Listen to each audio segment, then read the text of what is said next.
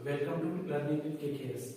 आज एक बहुत बड़ी न्यूज है इस मॉर्निंग की कि सुनीता विलियम्स और बुच विल्मोर जो दोनों स्पेसक्राफ्ट से गए हुए थे अंतरिक्ष में, वो दोनों सफलतापूर्वक पृथ्वी पर लैंड कर चुके हैं और वापस आ चुके हैं। आज हम अपनी जनरल स्टडीज की सीरीज में ये जानेंगे कि वो किस तरीके से अंतरिक्ष में गए और वहां क्यों फंस गए और वापस लौटने में उन्हें किन किन दिक्कतों का सामना करना पड़ा। तो आज की डेट है हमारी 19 मार्च 19/3/25 और आज के मॉर्निंग की सबसे बड़ी खबर है कि जो ड्रैगन एयरक्राफ्ट था वो वापस लेकर उन्हें फ्लोरिडा के तट पर लैंड हो चुका है। तो सबसे पहले हम ये जानेंगे कि वो अंतरिक्ष में करने क्या गए थे। तो वो दिन था 5 जून 2024 और 5 जून 2024 को अमेरिका की जो स्पेस एजेंसी है नासा, इस स्पेस एजेंसी ने बोइंग के साथ मिलकर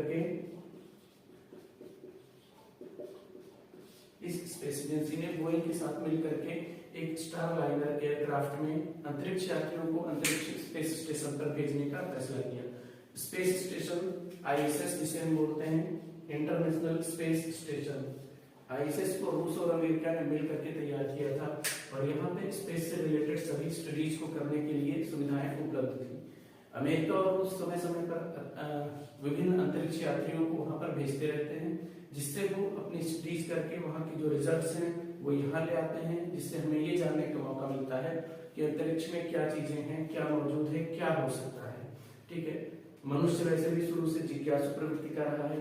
तो 5 जून 2024 को आईएसएस पर इन्हें भेजा गया। 5 जून 2024, ठीक है।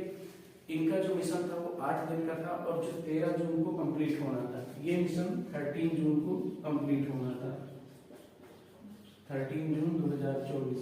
इसका मतलब ये हुआ कि 8 दिन के बाद सुनीता विलियम्स और बुच विल्मोर की वापसी थी। लेकिन ऐसा क्या हुआ कि ये वहां पर फंस गए। देखिए, दरअसल ऐसा होता है कि जो अंतरिक्ष यात्री होते हैं उनके लिए सबसे सुरक्षित जगह होती है पृथ्वी, जहां से कि वो उड़ान भरते हैं, और दूसरी सुरक्षित जगह होती है आईएसएस इंटरनेशनल स्पेस स्टेशन, जहां पे उन्हें लैंड होना होता है। इसके बीच की जो जगह होती है वो इनके लिए बहुत ही खतरनाक होती है और वहां पर आना और जाना ये खतरों से भरा होता है। तो सबसे पहली चीज की जब ये आईएसएस पर पहुंचे तो वहां पे जो इनका स्पेस क्राफ्ट था जिसका नाम था स्टार लाइनर, इन्होंने मिलकर बनाया था और इसका नाम था स्टार लाइनर।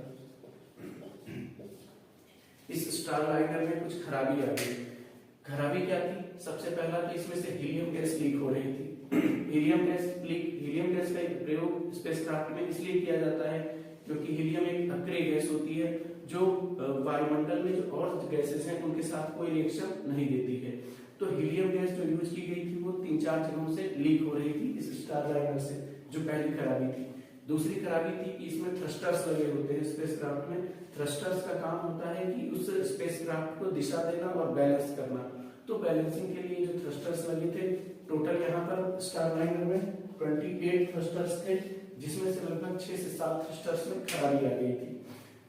28 थ्रस्टर्स थे, कुछ थ्रस्टर्स खराब थे, वापस लाया जा सकता था, लेकिन रिस्क था कि जो हमारे अंतरिक्ष यात्री हैं उनके जीवन को खतरा हो सकता है, इस वजह से इनकी वापसी टाल दी गई।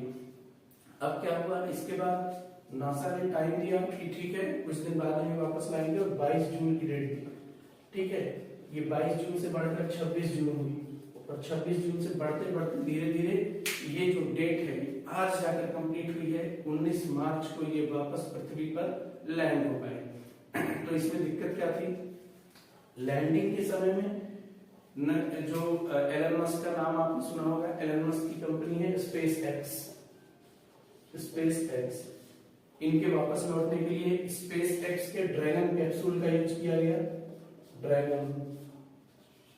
स्पेस एक्स के ड्रैगन 2 इस एयरक्राफ्ट का यूज किया गया। एलन मस्क की जो कंपनी है वो 4 महीने के अंतराल पे अपने इस ड्रैगन कैप्सूल से अंतरिक्ष आईएसएस पर भेजती रहती है अंतरिक्ष यात्रियों को और वापस लाती रहती है। तो क्योंकि ड्रैगन 2 एक सुरक्षित स्पेसक्राफ्ट माना जाता है, खामियां कम होती हैं और इनकी जो सक्सेस रेट है वो बहुत ही ज्यादा है, इसीलिए नासा ने डिसाइड किया कि स्पेसएक्स की मदद लेकर ड्रैगन से ही इन्हें वापस लाया जाएगा। तो आज जो इनकी लैंडिंग हुई है वो ड्रैगन एयरक्राफ्ट से अमेरिका के फ्लोरिडा के तट पे इंडियन टाइम के हिसाब से सुबह 3:27 पर ये लोग लैंड कर चुके हैं। तो इनकी वापसी में खतरा क्या रहता है, जो स्पेसक्राफ्ट पृथ्वी के वायुमंडल में प्रवेश करता है तो पृथ्वी के वायुमंडल में आने पर जो घर्षण होता है उससे इसका टेम्परेचर बहुत ही ज्यादा बढ़ जाता है। बहुत ही ज्यादा का मतलब है लगभग ये 2000 डिग्री सेल्सियस के करीब जा सकता है। तो ये टेम्परेचर सहने के लिए जो हीट शील्ड लगी होती है वो हीट शील्ड जल सकती है, जिसकी वजह से जो एस्ट्रोनॉट है वो वेपर में कन्वर्ट हो सकते हैं।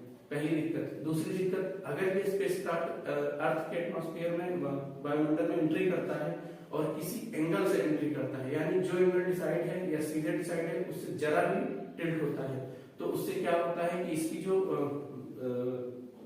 टेम्परेचर है वो टेम्परेचर बहुत ही ज्यादा बढ़ जाएगा और जिसकी वजह से क्या है ये स्पेसक्राफ्ट जल सकता है। तीसरी चीज, अगर ये बहुत ही ज्यादा टिल्ट होकर के अर्थ के वायुमंडल में एंट्री करता है तो इससे क्या होगा, वायुमंडल से एक ड्रैग लगेगा, जो ड्रैग वापस इस स्पेसक्राफ्ट को अंतरिक्ष में भेज देगा और ये स्पेसक्राफ्ट अंतरिक्ष में एक अनिश्चित समय के लिए घूमता रह जाएगा और इसके बाद नासा को बहुत ज्यादा दिक्कत होगी इस स्पेसक्राफ्ट को वापस ढूंढने में और ढूंढ के पता लगाने की ये अंतरिक्ष में कहाँ पर है। तो ये दिक्कतें थी जिस वजह से हमारे ये अंतरिक्ष यात्री सुनीता विलियम्स तो भारत मूल की ही हैं, तो ये वापस नहीं आ पा रहे थे, लेकिन आज का दिन बहुत ही अच्छा है जिसमें कि ये वापस पृथ्वी पर सफलतापूर्वक लैंड कर चुके हैं और सभी वैज्ञानिकों को इसके लिए बधाई। और आपके लिए ये जानना जरूरी था कि स्पेसक्राफ्ट में ये गए क्यों थे, क्यों फंसे और किस तरीके से इनको वापस लाया गया। उम्मीद करते हैं कि ये कहानी सुन करके आपको थोड़ा सा इसके बारे में जानकारी हुई होगी। मिलते रहेंगे हम इस तरह के जनरल स्टडीज के नए नए और जो करंट की टॉपिक्स होंगे उनके साथ।